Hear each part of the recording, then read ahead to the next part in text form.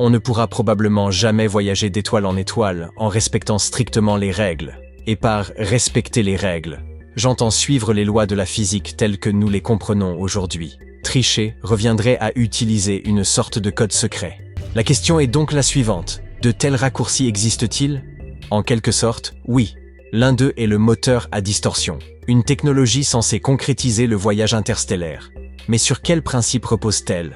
Voyons cela. La première chose à comprendre est la raison pour laquelle un vaisseau simplement très rapide ne suffit pas. Pourquoi ne pourrions-nous pas construire le moteur ultime, orienter le vaisseau vers une autre étoile et partir? La réponse tient à la distance. L'espace est immensément vaste. À ce jour, l'objet le plus rapide jamais créé par l'humanité est la sonde Parker de la NASA. Elle a été conçue pour frôler le Soleil afin de l'étudier. Pour atteindre sa vitesse, elle exploite l'assistance gravitationnelle de Vénus, combinée à une accélération continue dans le vide spatial, qui lui a permis d'atteindre environ 690 000 km/h. Mais Parker est minuscule, dépourvue d'équipage, et n'a aucune destination à atteindre. Elle se contente de recueillir des données avant de les transmettre vers la Terre. Et même à cette vitesse, elle reste totalement inadaptée au voyage interstellaire. Comparée à la vitesse de la lumière, Parker est si lente qu'elle semble presque immobile. La lumière, elle, se déplace à environ 8000 milles de kilomètres à l'heure. Parlons maintenant de l'étoile la plus proche. Proxima Centauri est l'astre le plus voisin de notre système solaire et se situe à environ 4,2 années-lumière dans la constellation du Centaure. Cela signifie que, même si vous pouviez voyager à la vitesse de la lumière, il vous faudrait tout de même plus de 4 ans pour y parvenir. Or, c'est impossible. Mais pourquoi ne pouvons-nous pas aller si vite? Pourquoi ne pouvons-nous pas atteindre Proxima Centauri en 1 an, voire en 1 mois? L'obstacle n'est pas l'ingénierie, mais l'énergie. Tout objet doté d'une masse doit recevoir de l'énergie pour accélérer. Songez à une voiture. Un moteur de 200 chevaux impose une limite de vitesse. Pour aller plus vite, il faut plus de puissance, plus de carburant, et donc plus d'énergie. La physique permet de calculer précisément l'énergie nécessaire pour atteindre de grandes vitesses en tenant compte de la masse, des résistances et de la distance. Et voici l'élément essentiel. Lorsque la vitesse augmente, la demande d'énergie croît elle aussi. Mais à l'approche de la vitesse de la lumière, les équations cessent de se comporter normalement. Les calculs montrent que pour atteindre réellement la vitesse de la lumière, il faudrait une énergie infinie. Or, une telle quantité n'existe pas. Voilà pourquoi tout objet possédant une masse ne peut ni atteindre ni dépasser cette vitesse. Si l'on respecte strictement les règles de la physique, le voyage interstellaire devient pratiquement irréalisable.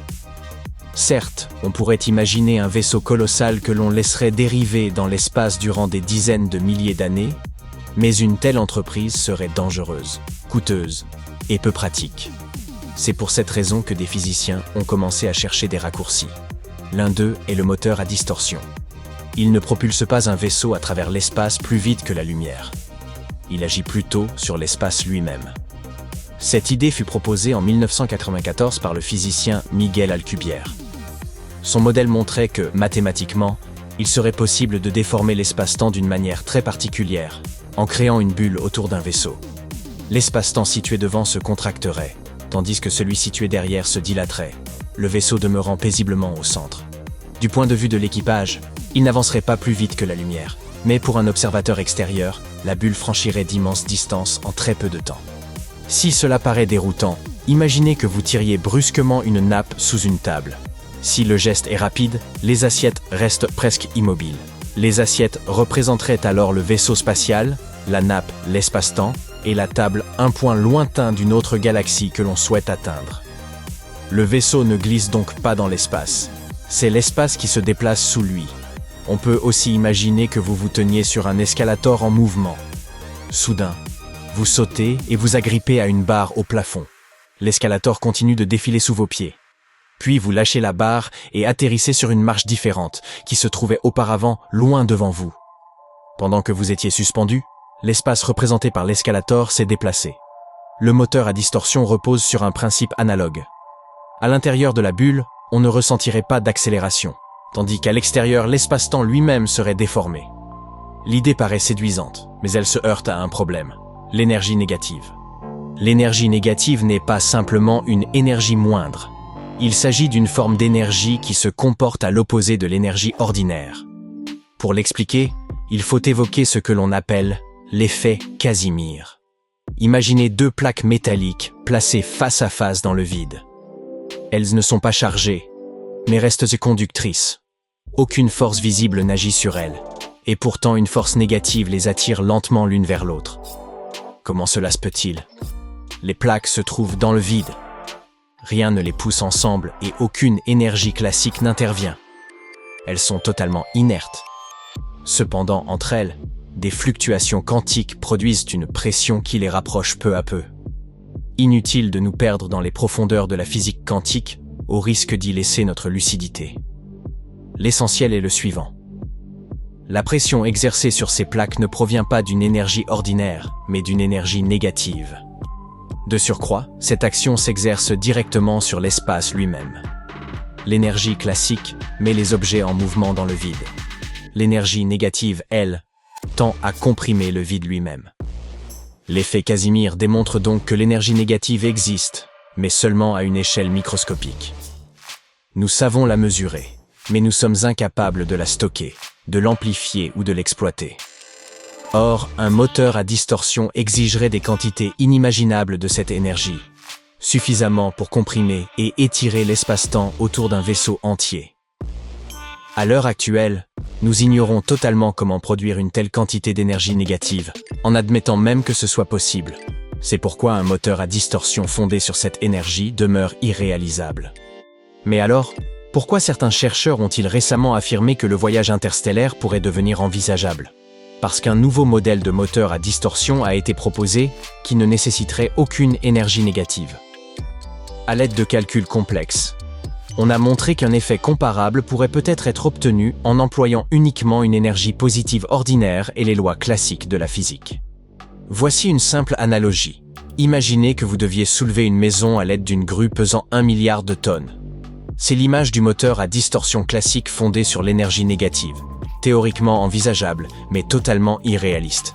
La nouvelle approche serait plutôt de soulever cette maison grâce à un système extrêmement élaboré de poulies, de supports et de leviers, au lieu d'une grue gigantesque. Ce concept de distorsion n'existe pour l'instant que sur le papier. La technologie nécessaire pour manipuler l'espace-temps avec une telle précision dépasse largement tout ce que nous sommes capables de construire aujourd'hui. Cela pourrait demander des décennies, peut-être des siècles, ou finalement se révéler impraticable. Pour l'instant, la manière la plus réaliste de voyager entre les étoiles serait d'embarquer à bord d'un immense vaisseau propulsé par un moteur thermonucléaire, capable d'atteindre des vitesses extraordinaires. Certes, le trajet durerait très longtemps, peut-être des centaines d'années. Mais d'ici là, la durée de vie humaine pourrait être considérablement prolongée. On pourrait également recourir à des capsules cryogéniques. Vous montez à bord, vous vous endormez dans une capsule, et vous vous réveillez des milliers d'années plus tard, dans un autre système stellaire. Pendant ce temps, les scientifiques restés sur Terre pourraient avoir mis au point un moteur à distorsion, ou une technologie entièrement nouvelle. Malgré tout, cette méthode resterait extrêmement dangereuse. Que se passerait-il pendant le voyage? Et si le vaisseau tombait en panne, ou si la planète visée s'avérait inhabitable? Tous ces risques devraient évidemment être évalués à l'avance. Une autre possibilité apparaît dans le film Interstellar.